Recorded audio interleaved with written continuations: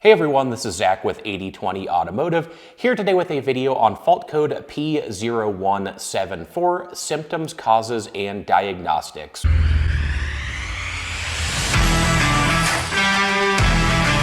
Fault code P0174 indicates system to lean bank number 2. Now essentially when an engine is running lean, that means that you have too little fuel relative to the amount of air in the cylinders. So this ties into AFR or air fuel ratios, and generally AFRs above 15:1, especially when you're under heavier throttle, are considered lean. Typically a normal air fuel ratio under heavy throttle will fall around 12 to 13:1, and then around idle it should bounce around in the 14:1 as possible. So typically air fuel ratios above that are considered lean. Now the other part of this code that references bank 2, this refers to the banks in the engine, and most engines will have 2 banks. On a V-shaped engine, usually bank number 1 would be on the driver's side. So in this case, bank number 2 would be referencing that passenger side bank on most vehicles. And if you have an inline engine, these will typically be the first few, the front few cylinders. So for example, on an inline 4, it would be your front 2 cylinders, or on an inline 6, it would be your front 3 cylinders. So that's kind of the basic breakdown of fault code P0174. So with that out of the way, moving on to some of the most common symptoms associated with P0174. This is going to be a check engine light,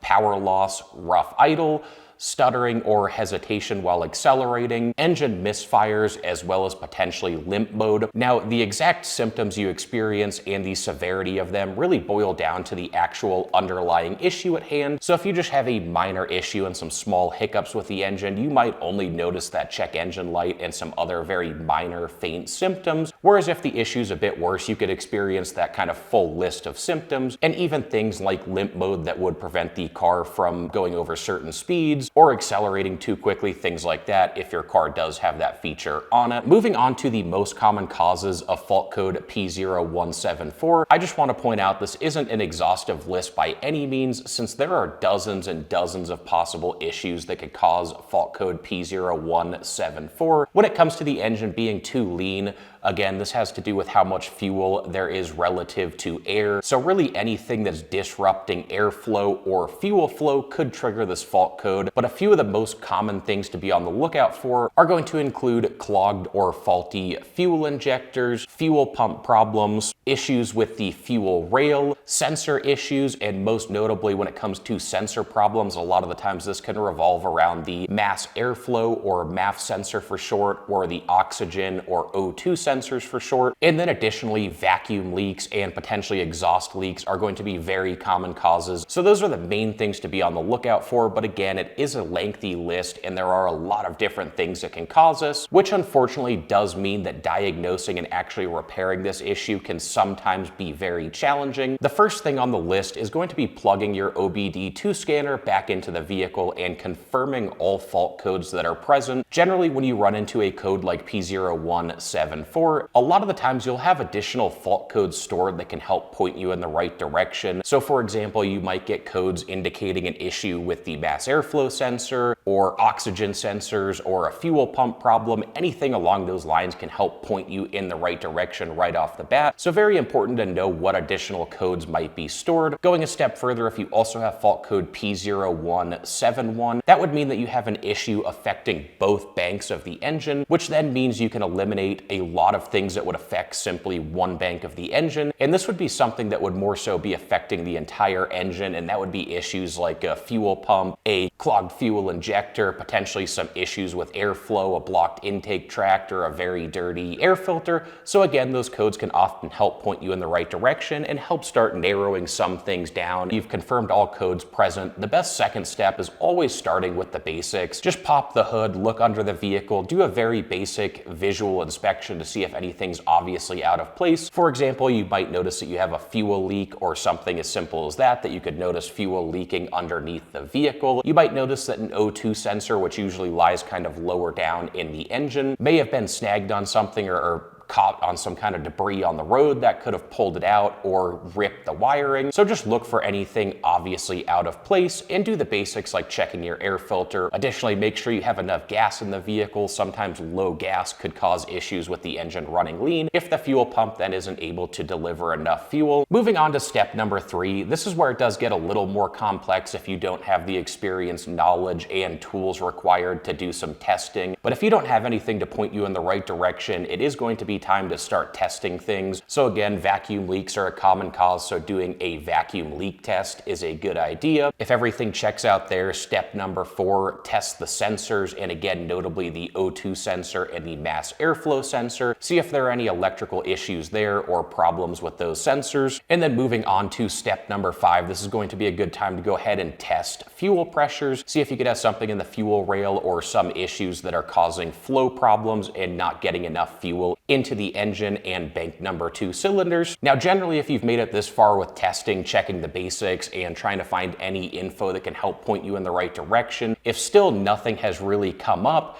then this is where it does get even more challenging. But again, a lot of the times you should find some sort of issue along that road, or hopefully have codes right off the bat that help pointed you in the right direction. But if you still can't find the issue, it might be a good time to head to a repair shop, leave it to a trusted mechanic who can hopefully track down that issue and get it repaired in a timely manner. Anyway, guys, that wraps up our video for today. If you appreciated the content, please hit that like button, subscribe to the channel, and stay tuned for more in the future. Thanks, everyone.